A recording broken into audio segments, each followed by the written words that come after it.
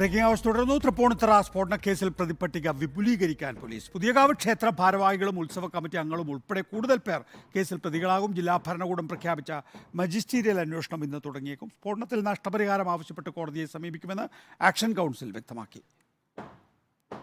കേസിന് പോകണമെന്നാണ് ഇപ്പം തീരുമാനം. കേസിന് പോകുന്നത് വെറുതെ പോയാൽ പോരാ. ഒരു കമ്മീഷനെ കോടതി തന്നെ കമ്മീഷൻ തീരുമാനിച്ച് ഇതിൻ്റെ എത്ര നാശനഷ്ടങ്ങൾ എങ്ങനെയാണെന്ന് കോടതി നാശനഷ്ടങ്ങൾ തീരുമാനിച്ചുകൊണ്ട് ആരാണോ ഇതിൻ്റെ ഉത്തരവാദി, അത് ഗവൺമെൻറ് ആണോ അല്ലെങ്കിൽ കോൺട്രാക്ടറാണോ അല്ലെങ്കിൽ കരയോഗമാണോ, അവരിൽ നിന്ന് ഈ നഷ്ടപരിഹാരം ഈടാക്കി ഈ ഏറ്റവും കൂടുതൽ വിക്റ്റിമായ ആൾക്കാർക്ക് അവർക്ക് ഏറ്റവും ആദ്യം ഇതിന് നഷ്ടപരിഹാരം കൊടുത്തുകൊണ്ട് വീടുകൾ പണിതു കൊടുക്കാനോ എല്ലാ കാര്യങ്ങൾ ചെയ്തുകൊണ്ട് മുന്നോട്ട് പോകാനും, പിന്നെ ബാക്കിയുള്ള ആളുകൾക്ക് കഴിഞ്ഞാൽ ജനാലകളും ഡോറും എല്ലാം പോയിട്ടുണ്ട്.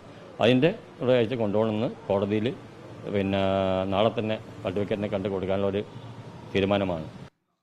അലമീൻ വിശദാംശങ്ങളുമായി. അലമീൻ, പോലീസ് പ്രതിപട്ടിക വിപുലീകരിക്കുമെന്ന് പറയുമ്പോൾ നേരത്തെയും ഇതുപോലെ സ്ഫോടനം ഉണ്ടായിട്ടുണ്ട്, പലയിടങ്ങളിൽ സ്ഫോടനം ഉണ്ടായിട്ടുണ്ട്. അക്കാര്യത്തിലൊക്കെ തന്നെയും ഒരു മതവികാരമൊക്കെ ഇതിൻ്റെ ഭാഗമായിട്ടൊക്കെ ഉണ്ടാകാനുള്ള സാധ്യതയുണ്ട്. കേസും മജിസ്റ്റീരിയൽ അന്വേഷണവും ഒക്കെ എങ്ങനെ പോകുന്നു?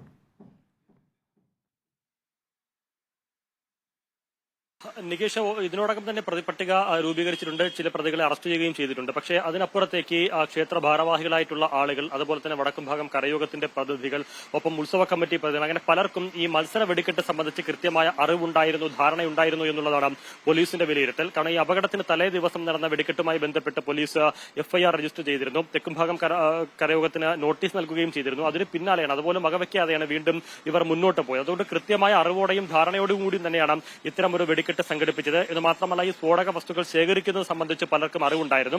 അതുകൊണ്ട് അവരെയെല്ലാം ഈ വിഷയത്തിൽ പ്രതിചേർക്കുക എന്നുള്ളതാണ് പോലീസ് ഇപ്പോൾ ആലോചിക്കുന്നത്. ഏതാണ്ട് 15-ലധികം പേർ ഈ വിധത്തിൽ പുതുതായി പ്രതിപട്ടികയിൽ ഉൾപ്പെടുമെന്നുള്ളതാണ് പോലീസ് നൽകുന്ന വിവരം. എന്ന് മാത്രമല്ല ഈ സംഘാടക സമിതിയിലുള്ള ഭൂരിഭാഗം ആളുകളും ഇപ്പോഴും ക്ഷേത്രത്തിലെ മേൽശാന്തി ഒഴികെ ബാക്കി എല്ലാവരും ഒളിവിലാണ് എന്നുള്ളതാണ് പോലീസ് സൂചിപ്പിക്കുന്നത്. അവരെ കൂടി പ്രതിചേർത്ത് മുന്നോട്ട് പോവുക എന്നുള്ളതാണ് പോലീസ് ഈ വിഷയത്തിൽ ആലോചിക്കുന്നത്. ഇത് മാത്രമല്ല ജില്ലാ ഭരണകൂടം ഒരു മജിസ്റ്റീരിയൽ അന്വേഷണം ഇന്നലെ പ്രഖ്യാപിച്ചിരുന്നു.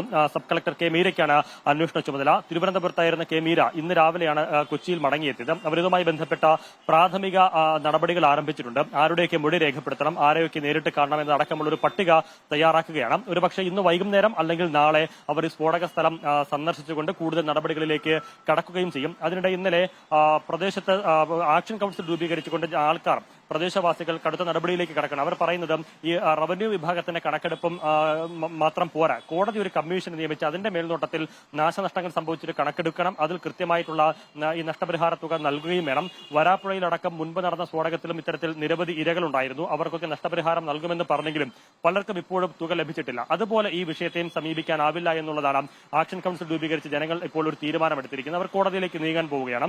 ആ ഒരു സാഹചര്യത്തിൽ ഇന്നിപ്പോൾ Thrippunithura municipality chairman action council ഭാരവാഹികളുടെ ഒരു യോഗം വിളിച്ചിട്ടുണ്ട്. അല്പസമയത്തിനകം മുനിസിപ്പാലിറ്റിയിൽ ഈ യോഗം ആരംഭിക്കുകയും ചെയ്യും. ഈ നഷ്ടപരിഹാര തുക അടക്കമുള്ള കാര്യങ്ങളെ ഒരു ചർച്ചയാണ് നഗരസഭ ആലോചിക്കുന്നത്. പക്ഷേ ആ ചർച്ചകൾ കൊണ്ടൊന്നും കാര്യമില്ല. കോടതി മേൽനോട്ടത്തിൽ ഒരു കമ്മീഷനെ രൂപീകരിക്കുക, ആ കമ്മീഷൻ കൃത്യമായി ഇരകളെ നേരിട്ട് കണ്ട നഷ്ടപരിഹാര തുക വിലയിരുത്തുക, കണക്കാക്കുക, ആ വിധത്തിൽ കോടതിയുടെ മേൽനോട്ടത്തിൽ നഷ്ടപരിഹാരം വിതരണം ചെയ്യുക എന്നൊരു ആവശ്യമാണ് അവർ മുന്നോട്ട് വയ്ക്കുന്നത്. ഏതായിരുന്നാലും അല്പസമയത്തിനകം ഈ യോഗം ആരംഭിക്കും. അലമീനാണ് വിശദാംശങ്ങൾ നൽകിയത്. കൊച്ചിയിലെ ബാറിലെ വെടിവയ്പിൽ ബാർ ഉടമയ്ക്കെതിരെ കേസ്. രാത്രി 11 മണിക്ക് ശേഷം അനധികൃത മദ്യവിൽപ്പന നടത്തിയതിനാണ് കേസ്.